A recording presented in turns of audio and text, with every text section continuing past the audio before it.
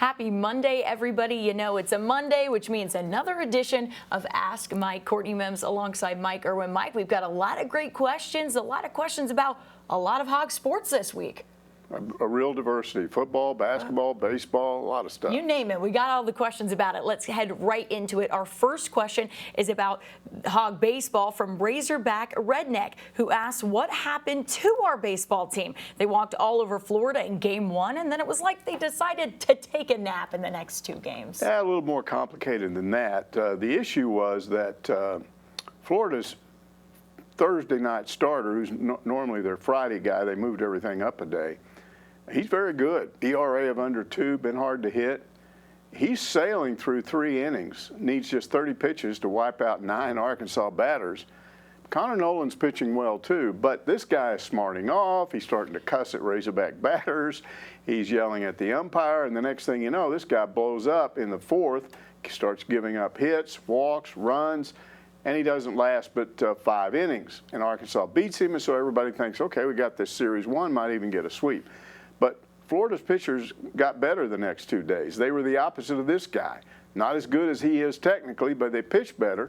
Arkansas may have relaxed a little bit at the plate, especially game 2 when they only scored 2 runs.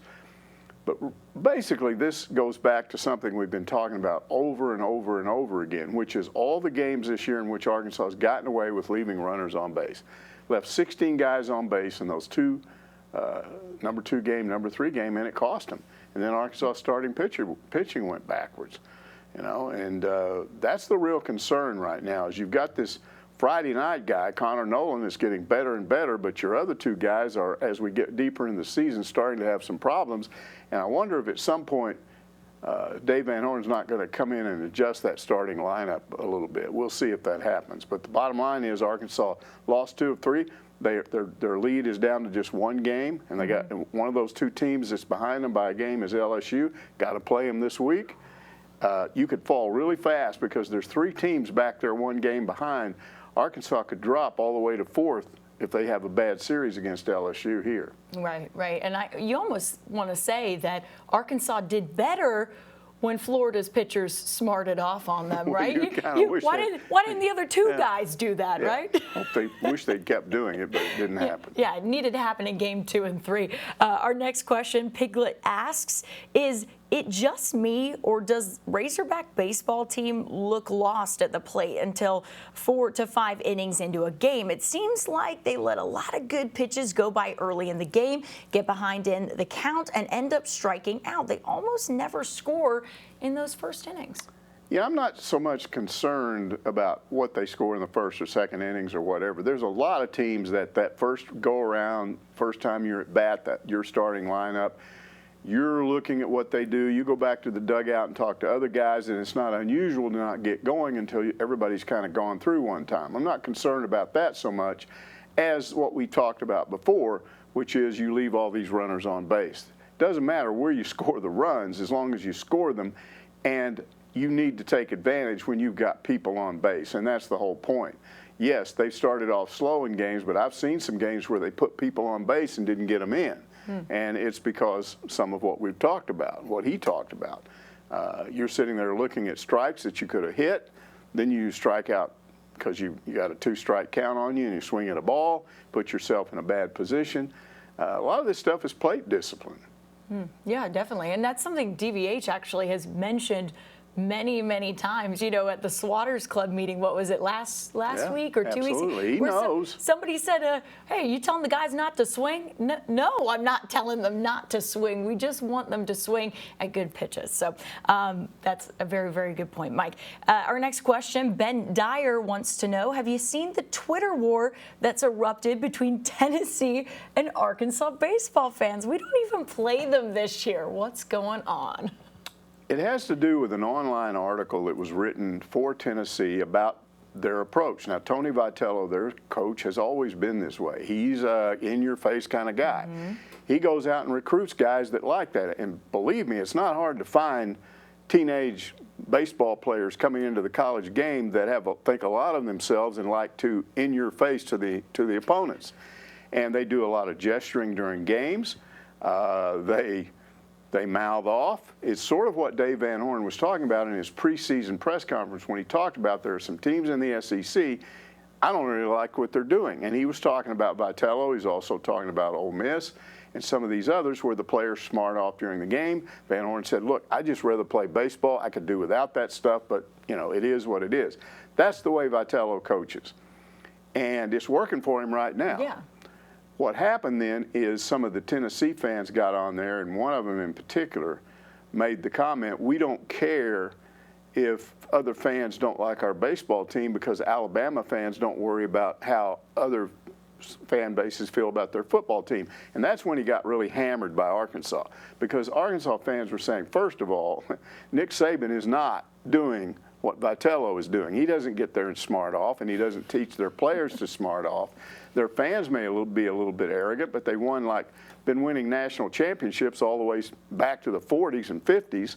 Did it in huge chunks under Bear Bryant and now Nick Saban. So what are you doing comparing your baseball team to Alabama's football team? They've won Buku's national championship and you've won none. Yeah. In fact, this is the first week that Tennessee baseball's ever been ranked #1 in the country, or this season is the first time they've been ranked #1. So they got a ways to go. They're very good. The real question for me is, how is this going to play out? I think Vitello doesn't need this. He could do it a different way, but that is his style. But here's what will happen to him long term. He's going to make so many enemies, so many other fan bases, so many other coaches, so many other teams, that pretty soon it's going to reach a point where it's the rest of the SEC against Tennessee. And they will take them down eventually. You can't continue to operate that way, where we don't care what you think. We're going to cuss at you. We're going to yell at you. We're going to make crazy gestures. When we hit a home run, we're going to insult you. We don't care what you think. That will eventually bring your program down, I believe. No, I believe it too. I mean, we've seen it happen with other programs where you just have a bad mentality. It's just unnecessary. There's no reason for it. Yeah, it's just a bad mentality, and it doesn't need to be in the game. I kind of think that as well. So moving on to our next question. TL Slayton says Connor Nolan is all class. He pitched his butt off on Thursday without any of the annoying antics we saw from Florida's hotshot starter. I love a player who goes out, does his thing, and attracts no attention to himself. Yeah, this is sort of the opposite of what I was talking about. And this is Dave Van Horn. I'm not saying Arkansas's never had an arrogant player, never had a player that said something to the other team, but it's very rare. And he doesn't like that himself. He likes guys like Connor Nolan. And I know you can ask anybody that about this issue that's ever been on a team, I don't care, Little League, whatever you've played on at what level, they probably had a guy like that on their team, a guy like that in the dugout. Now, he's a winner for you. You're probably not going to say anything to this guy, but you don't like it. I mean, I had guys like that. We had guys like that in football. And what you know, they're on your team. They're trying to help you win. Okay, fine. But I'm telling you, when you went back to school the next week, you didn't have anything to do with them. Yeah. Because you didn't want to be that way. And so Connor Nolan's the opposite of that. He's a guy that's worked his tail off, gotten better every year, had trouble going more than 2 or 3 innings early on in his career. Now he may be the best Friday night starter in the SEC. It's a testament to all of his work. And what does he do? He lets his pitching do his talking. He goes out, gets the other team out, goes back to the dugout, come back out, repeat.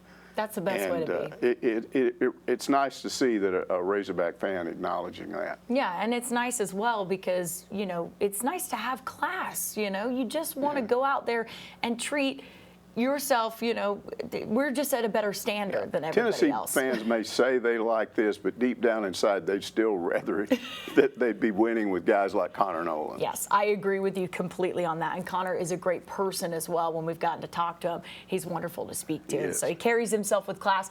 On the mound, off the mound, in the classroom, all of those things.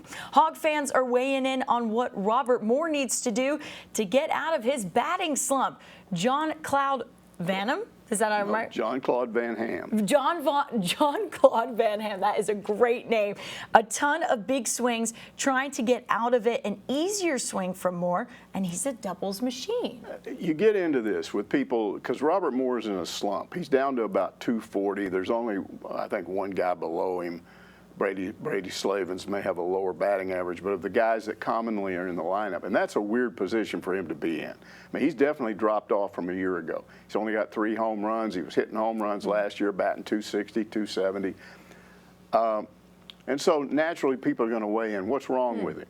And that's a common complaint, not just about him, but against a lot of these hitters, that they're swinging for the fences every time.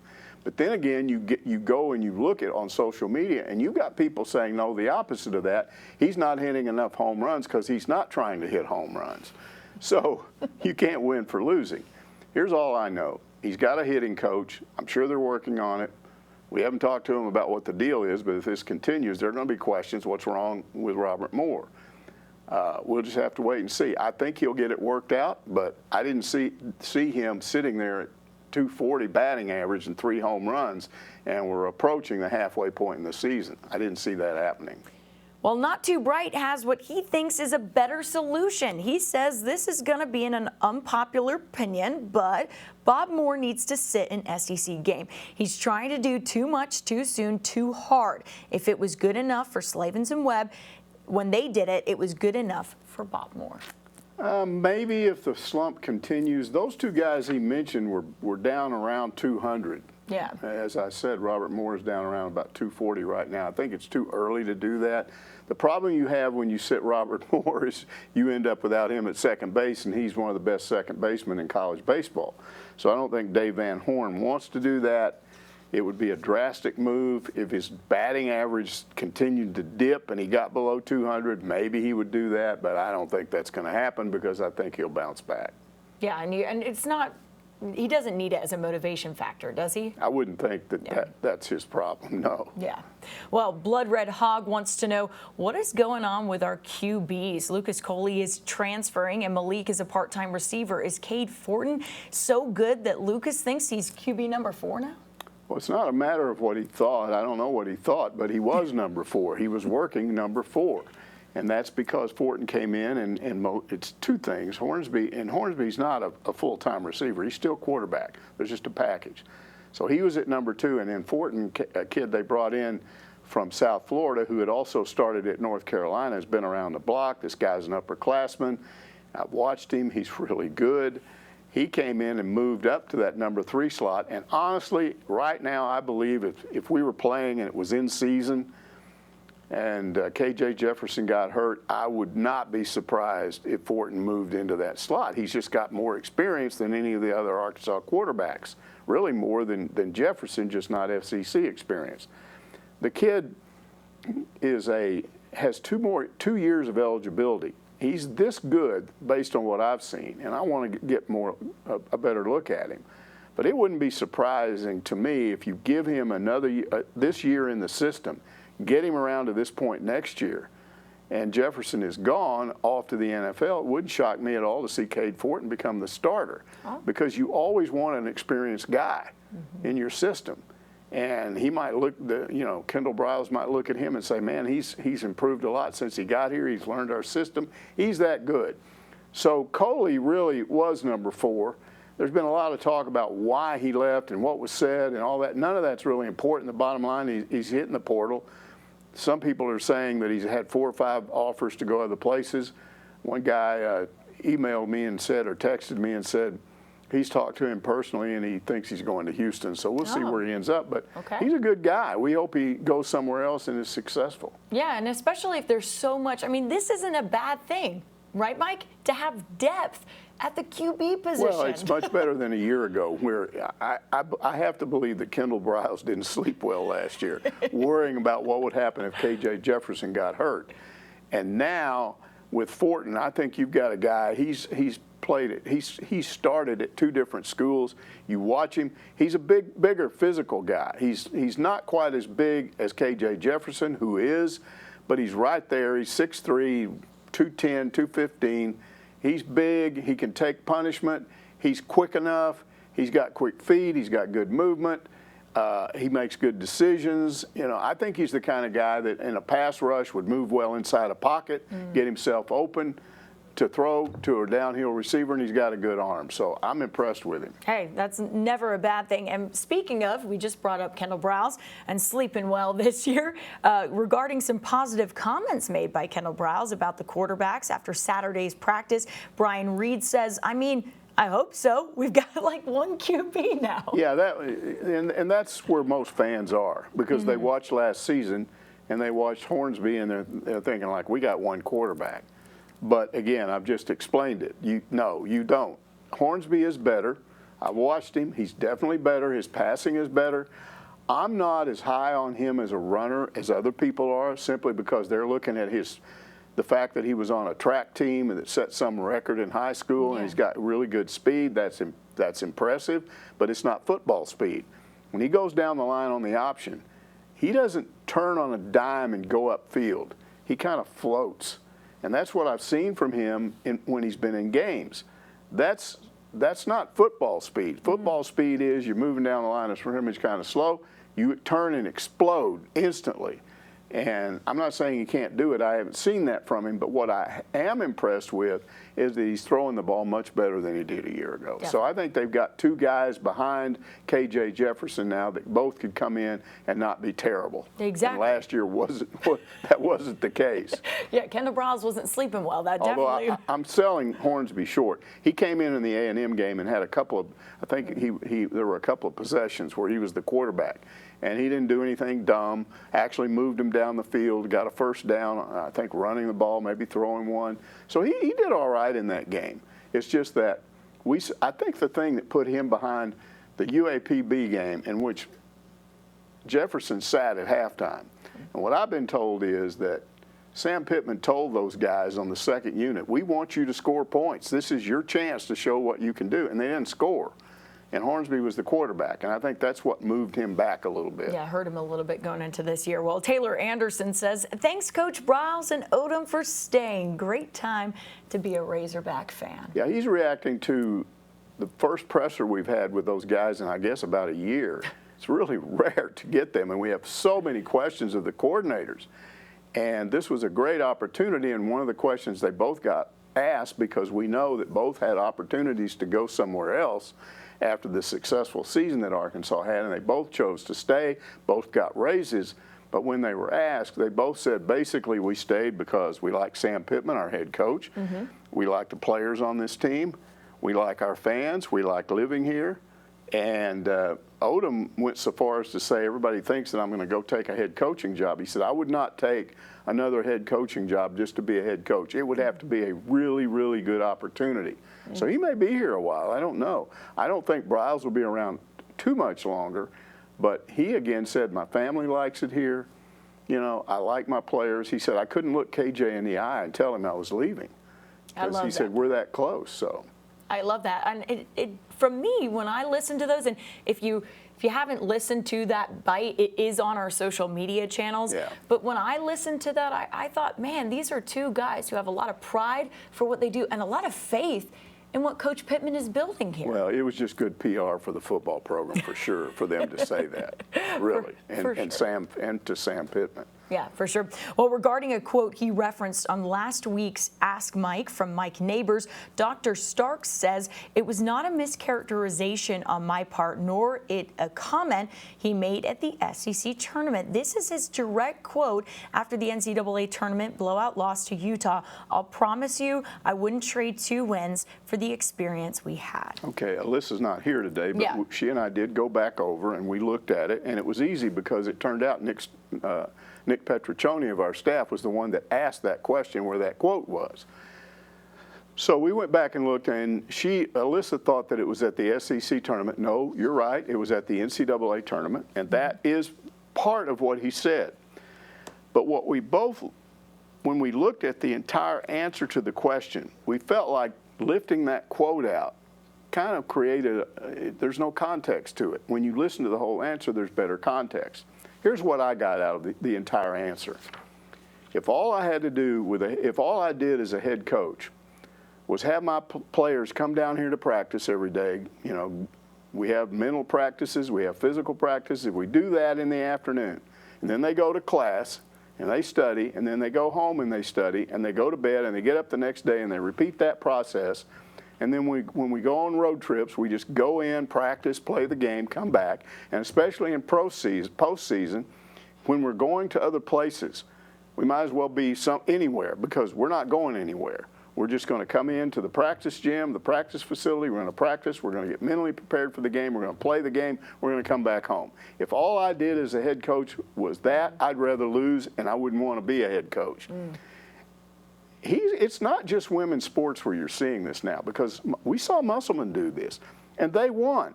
We saw when they went to Buffalo. They went to Niagara Falls. They did the touristy stuff. They went over and toured the Buffalo Bills facilities. When they went out to San Francisco, Golden Gate Bridge, all over San Francisco, riding a trolley car. Went out to I think, Golden State's facilities. So he let them do that, and that clearly did not affect them. They still won. And that was my point last week.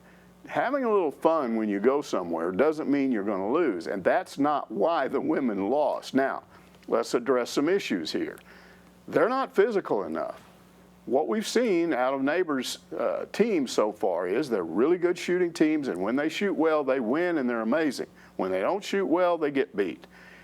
And he needs a more physical team. Well, his true post player is coming off an injury and sat out last year. He will have that player. You got Jersey Wolfenbarger, had to sort of go into that role, will be back in her role as more of a larger perimeter player. So it looks good for next year, but then he loses Sasha Goforth through a very strange medical condition, and that's a blow. And that's part of what's happened to him. He's had players with injuries. He's had players sick like that. At some point, I got to believe it's got to stabilize for him. But I do believe they've gone one and done in the SEC tournament for the last 2 years and one and done in the NCAA tournament. And no, that doesn't cut it. If that were to continue, I think he wouldn't be here. But I don't think we're there yet. And I think, Hunter Yurachek probably has a lot of faith, knowing who he has in the system, that they're going to be better next year. But I don't think his philosophy is going to change. Yeah. I think he believes we'll work, we'll get ready to play a game, but I want they're college-age kids. They're learning about life. If we get to take them on a trip to somewhere they've never been, I want them to look around and see it. Yeah, and we've talked about it on this show before. My dad's a coach, and a lot of coaches have that philosophy. My dad will intentionally try and schedule games in places where his players have never been before. Yeah. Why does he do that? Not because, hey, we're going to play a game there. Yeah, the game is a part of it, but it's also going and having those experiences, because a lot of these college kids will tell you, they'll look back on their time and they'll tell you, I remember when Coach did that for us. I remember when Coach took us here. I remember that, because sometimes it is about those experiences, and it is fulfilling for these athletes and these players, and they remember that. So it's about more than just winning and losing. Winning is the most important thing, but you have to have those experiences. You do. Razor Boot asks, when players enter the transfer portal and commit to a new school, what is the process they go through for acceptance? I assume they're looking based on their GPA and credits. I know schools like Stanford and Vandy have such high requirements. Does it put them at a disadvantage? Years ago, there were different standards, and so there was no portal back then, but there were different standards. And it led to some abuses. Through about the first half of my time covering Arkansas, it was very common all over the country for a kid to come in, be on scholarship for 4 years, and when it's over, he doesn't have a degree because he didn't make progress to get it. Frank Broyles always had a policy back in those days.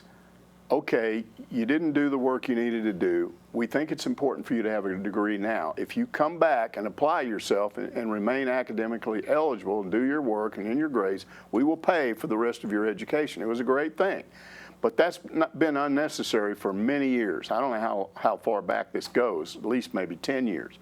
But the NCAA stepped in. They instituted an NCAA-wide minimum GPA and an academic progress plan, which means that once you get into school, you've got to accumulate a certain number of credit hours toward your degree every semester. And if you fall below that standard, you're ineligible.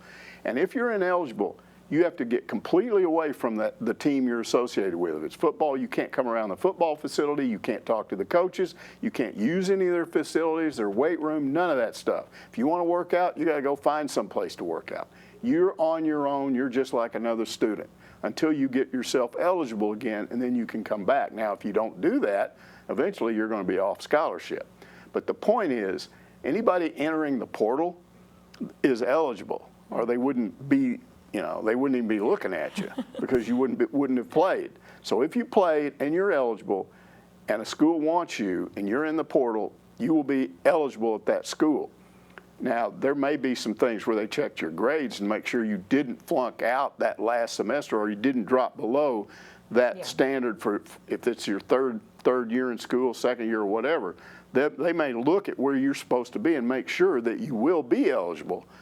But once that's done, there's no real tougher standard at this school than that school. It's just whether or not under NCAA rules you match the progress you need to make and you've got the minimum GPA. But I was about to say, they do sometimes check like I think Razor Boo mentioned Stanford, Vandy, they do check those grades. They want to make sure that you're going to class and things like that, but it's not the end-all, be-all. But most of those schools have relaxed their entrance requirements now. Yes. It used to be it was that way, but now you can get into Vandy under different standards than the regular students would have to have. Yes, and that's what I was also about to mention is that these programs, just because a regular student might have to have a 3.5 GPA or whatever it is, I'm not sure what the standards are right now, athletes, but depending on if the sport needs them, can, coach and his staff, can they make a case for why this student should be at the program? That all goes into consideration too, where they could get in on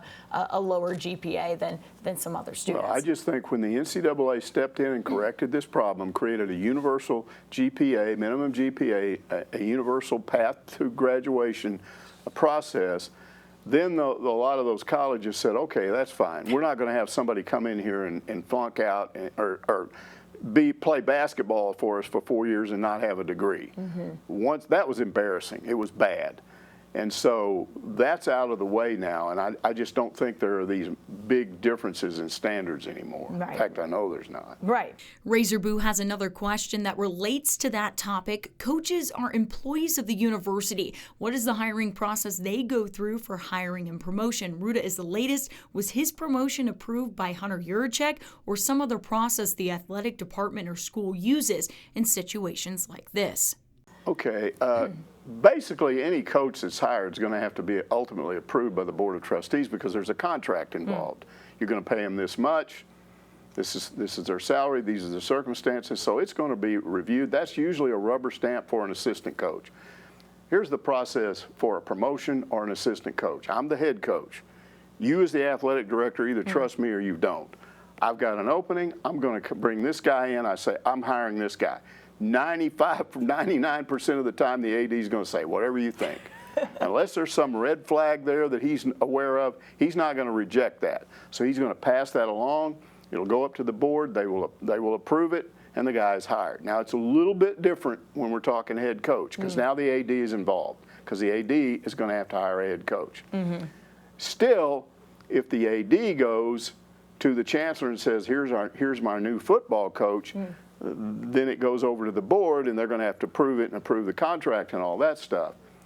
Sometimes there'll be a pushback, not very often, but it's not as rubber stamped as the assistant coach process would be. And I'll give you a good example of when Sam Pittman was hired. Because if you go back to that period of time, Arkansas had 4 bad years in a row. 2 bad years under Bielema, 2 bad years under Chad Morris. And there was kind of a common belief Hunter Yurachek's going to have a hard time finding a replacement here. The program is really down. Who wants this job? It was further compounded by the fact that they fired Chad Morris without even making it through his second year, which was very unusual.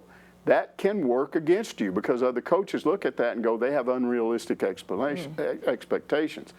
Now, anybody that thought that had not familiarized themselves with that situation, there was very good reason why he was gone before the end of his second year. But that did create problems for Hunter Yurachek. It was looking pretty good for him early on. He thought he had Lane Kiffin wrapped up. And you got to understand Yurachek. I've talked about this before. He wants somebody that wants to be here. Okay, when you're looking at that, Kiffin had been here as a little kid because his dad was a defensive coordinator under Lou Holtz when he was a kid. His parents have ties here, and when I was talking to people about that job, they said, oh, his dad and his mom will come with him here if he gets the job, and they're very excited because they still have friends back here. So I'm thinking, okay, this is going to happen. There's a tie-in. Hunter Yurachek likes that, and apparently he did, because what I was told was it reached a point where he offered a verbal contract to Lane Kiffin, and Lane Kiffin said, yeah, that sounds good. Okay, now you have to send him it in writing. He has to sign on the dotted line, and it's not the final contract, but it's the basic preliminaries, and that's the standard way they do things, and he never got that back from Lane Kiffin. So he calls him back up, and he says, where is this thing? He goes, oh, you need to talk to my agent. And when he calls Jimmy Sexton, he finds out, whoa, wait a minute, Ole Miss is involved, and they've offered more money than you did on this contract. So if you'll match this contract, he'll still come. Hunter Yurachek was done at that point. He just does not operate that way. He wants somebody that wants to be here. If they're going to dicker around with money like that, I'll go find somebody else. So then he starts looking at other people. He looks at Mike Norvell, who was at Memphis. Norvell had already been ignored sort of during the Bielema process by the interim AD. He was ticked off. He wasn't even interested. You had the head coach at Iowa State, I think, didn't even talk to him. Mike Leach was sort of in the same boat. He was interested in the job when Bielema got fired, but Arkansas just blew him off, so he was pretty mad. He said, he told Yurachek's people, I'll come. I want $4.3 million, not the $3 million you're offering. Again, Yurachek's not going to hire a guy that's looking for money. So he was out. So then it gets down to Drinkwitz, who ends up at Missouri. He's got ties to the area, was an assistant coach or whatever at Alma, was a protege of Gus Malzahn, got ties to this part of the state. Oh, that looks good, except he stepped in and said, hey, there's not enough job security there. I mean, you fired the previous coach, you didn't even give him 2 years. I'm uncomfortable with that. So he turned the job down, eventually went to Missouri. So Pittman is now at a point where he's going, you know what? I'm going to have to hire an assistant coach. I don't think I can get a head coach that will take this job that will fit my requirements. So at that point, Barry Lundy Jr., who'd been the interim coach for 2 games, sits down with Pittman to do a job interview. And Pittman, Yurachek thinks, okay, I'll just do this as a courtesy. And Barry Jr. knocks it out of the park. He's got the names of assistant coaches he'll hire. He's got a recruiting plan. He talks to him about there's not a real issue with talent on this team. The players on this team did not believe in the coaching staff. They believe in me, and they're going to believe that the guys that I bring in here, because we're not going to BS people. He had a lot of the same attitudes that Pittman had. And Yurachek was like, okay, that's great. He goes to the board. The board says no. This guy has not even been a head coach anywhere, even in the high school level when he coached. No, we don't want him. We want Butch Davis. Now, Butch Davis is a guy that was originally from Springdale, Johnny Tyson's friend. Tyson's wanted to bring him in here for years. He's at the end of his career, but hey, he's been around the block. He's won big at places. But Yurachek's like, this is not what I'm looking for. So he decides to do what a lot of the ex-players had been asking him to do. He calls Sam Pittman, and in the very first phone call, it was like his first phone call to Musselman. He was like, wow, this guy really wants this job, and he's really impressive. So he flew out to meet him, and by the time that meeting was over in person, he came back, told the board, this is my guy, don't tell me no, because we're hiring him. And you look at everything he went through to hire this man, I've said it's an amazing story. And I know at the time people thought, what's wrong with this guy? He's hiring a guy that's never been a head coach on the major college level. Are you kidding me? With the program down the way it is, and look where we're sitting 3 years later. Hunter Yurachek took a chance, but he relied on his instincts, and it paid off. Yeah. That's kind of a personalized story to answer the question. Most of the time that's a rubber stamp, but sometimes it's not. And if it's not, the AD really's got to do some groundwork and make sure he's got the right person. Yeah. But again, assistant coaches, usually rubber stamped, even head coaches, but sometimes it doesn't happen that way. Yeah, and you I mean, that story made Hunter Yurachek look really good. I mean, this is why he's getting all these awards for being an athletic director. Well, I mean, he's definitely it's just doing an it right. amazing story where he stuck to his guns. And he made those board members look good too, believe me. I bet he When did. they finally gave in and said, okay, we'll hire this guy who hasn't been a head coach, I'm sure they're all thanking him now. Oh, yeah, he's definitely got some job security here. JB Carroll wants to know, is Eric Musselman wishing for time to fly, but until November? Is he salivating over managing this much talent, especially at the 3, 1, and 4? Yeah, I don't think he's salivating. He never gets ahead of himself. Here's what I think he can't wait for, to get these guys on campus. Yeah. But next fall, man, they got a ton of stuff to do between now and then. If all you had to do was take all this talent and bring it on campus, and you just have a really good team, then what John Calipari has been doing year after year would produce national championships every year, and we know it hasn't. You're going to have to figure out a way to take all these young guys, all these veterans, mesh them into one unit, get them to play your kind of basketball, figure out who goes when, where, what, when, and how. Then you're going to have to do it in practice and see does it work the way we think it does? Ooh, this doesn't look right. We may have to make this adjustment. Then you get into the fall and you're actually working out, and you learn some more about it. But you don't really know how all this is going to come together until they start playing games. And Musselman's the kind of guy that when you get to that point, he wants to have had a plan every step along the way. So is he sitting here now going, like the fans are, can't wait till November, can't wait? No, he's not doing that. Yeah, He's going, I can't wait till I get him on campus so we can start putting this thing together. Yeah, and I think he's excited to coach these guys. I think, every coach can say they're excited to come in, but I think Eric Musselman might answer this question with, I have coached in the NBA. I have coached big names like Kobe Bryant. Yeah. We tend to forget that sometimes until coach goes, yeah, I have coached some of the best talent in professional basketball. If he were sitting here, I think Eric Musselman would tell everybody and answer that question, we got a lot of work to do. That's what I'm looking ahead toward, not toward next November. Definitely. Well, at Mousetown says, after coaching last season with one player taller than 6'7", Muss has brought in 2 6'9" transfers and 2 6'10" guys. Does this mean Jay Will is gone? Do we have room for 5 bigs? Well, yeah, when you look at it, there's 4 bigs, and you're going, what? They had 1 last year. They had 1 guy taller than 6'7".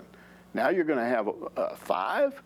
And so I was asking that question to kind of ask some people that I trust, and they said, well, they don't know what Jay Will's going to do. But it is entirely possible that Musselman would go with that. First of all, these guys are not your traditional big guy stand in the paint, block shots. They're mostly fluid players that are fast, can run the floor, get up, dunk, block shots, but they're very active, and they're the kind of guys that these guards, the way I look at it is, and I've looked at all these guys, Arkansas is going to have about 4 guys that can play the point.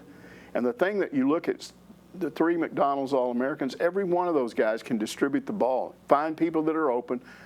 2 of them are really tall guys, 6'7" guys, 6'8" guys that can find somebody, boom. And the other one can jump well enough to find people. So they're going to have plenty of point guards, plenty of guys to distribute it, and I see these wings as guys that can move around, and they're not going to be out there just sort of standing around. They're going to be running a lot. So it may be that they need that many guys. You played 4 minutes real hard here, I'm going to put 2 more guys in that do it. So it may be that they end up with 5. I don't know. I don't think that's necessarily a sign that Jay Will's not coming back. No, I don't think it is either. But Muss has definitely solved that height problem that everyone was talking about. You've gone from 1 to now 4 That's and maybe great. 5. That's great. I mean, yeah, I think I saw the other day someone say, I think Devo's the smallest guy on next year's team, being 6'3". Right? That's what might be the smallest guy. And even then, he has skills to make up for that. Oh, yeah, he plays a lot bigger than 6'3". A lot bigger than 6'3". So I think, everyone's getting excited for a good reason. John says, I'd buy a ticket to watch this team practice, partly because of their athleticism and partly because I've got no idea how this team will look when the season starts. I'd suggest Muss puts on a midnight madness. I like that, like Nolan used to do. Bet the Bud might be full for that. I think he's right. when you do a Midnight Madness, the NCAA counts that as a practice, and they have X number of practices that you're allowed to have before the season starts. I don't think he's a Midnight Madness kind of guy. What we've seen is he uses that red-white game in Old Barnhill Arena to bring the fans out. That's the way he's introduced his teams every year to the fans. Hey, come on out to Barnhill. It's where we used to play. It's fun. People like to go in there. And now you can get a look at all of my players, not in dunk contests and things like that, but an actual inter-squad game. I don't know that he will change that this year, but I don't think that he will. I'm not sure. I don't think Barnhill has ever been completely full for one of these. I promise you, if they put one in this November, it will be full. I cannot believe that it won't be standing room only. They'll probably put a fire marshal at the door and stop people at a certain point because there's no room to put more people in there. Should they move it to Bud Walton? Maybe, but I don't think it would fill Bud Walton up. I think it would be better to have it in Old Barnhill. Yeah. And it's going to be an exciting atmosphere because he's right. These fans can't wait to watch these guys together because they've heard so much about them.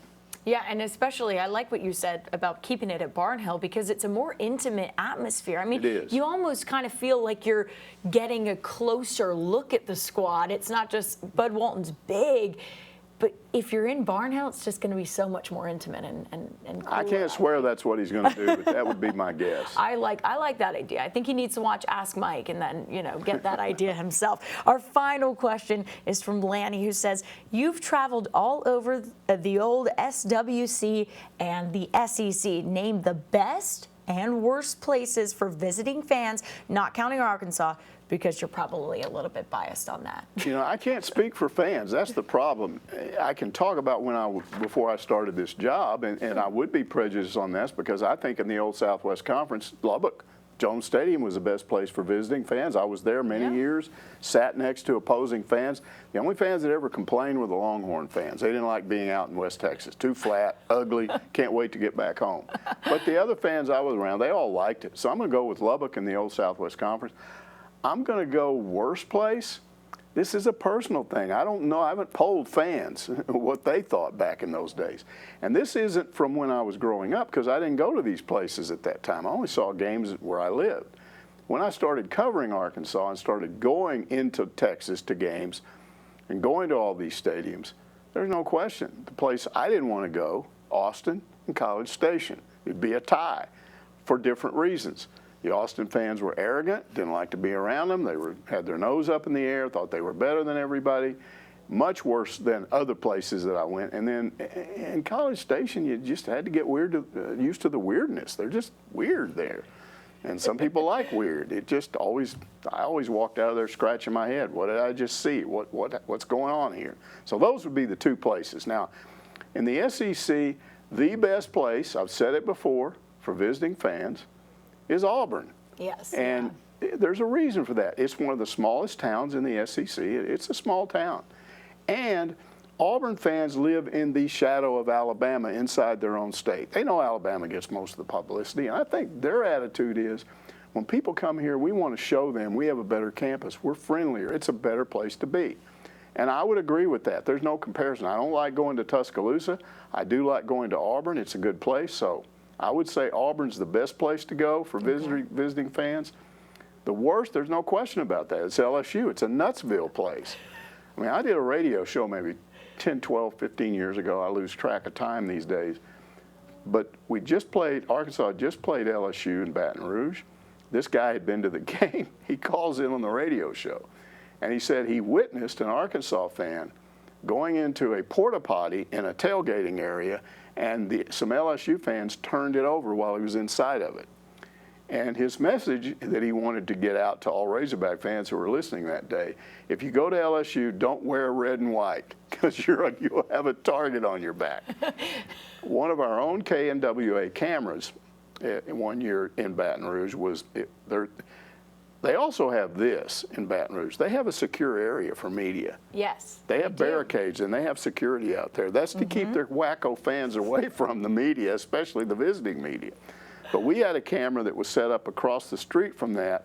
I guess they wanted to get some video, maybe of LSU fans coming by. I don't know what the purpose of it was. But some LSU fan comes along in a car and just runs over and destroys the camera. And he was not the least bit concerned about what he'd done. It's just a wacky place. Wow. And not any place that if I were not in the media, and I don't go on road trips anymore anyway, got too old, but if I were a fan, an Arkansas fan, that's the one place I would never want to go. Just watch it on TV. LSU is Waxville. They definitely are. I would say for me, I would agree with you. Maybe LSU worst, but I've had bad experience at Tennessee. Is that terrible to say? I've had bad I never did. I don't know. know. Maybe you ran into some of those Vitello fans. I got some wacky fans that I interacted with at a football game. So and they threw trash. Remember, didn't they?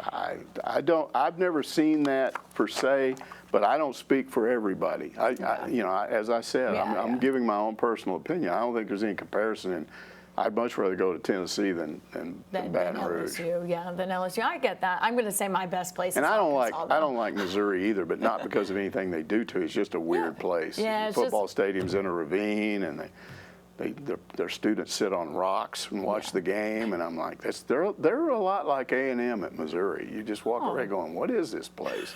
Why do they do these things?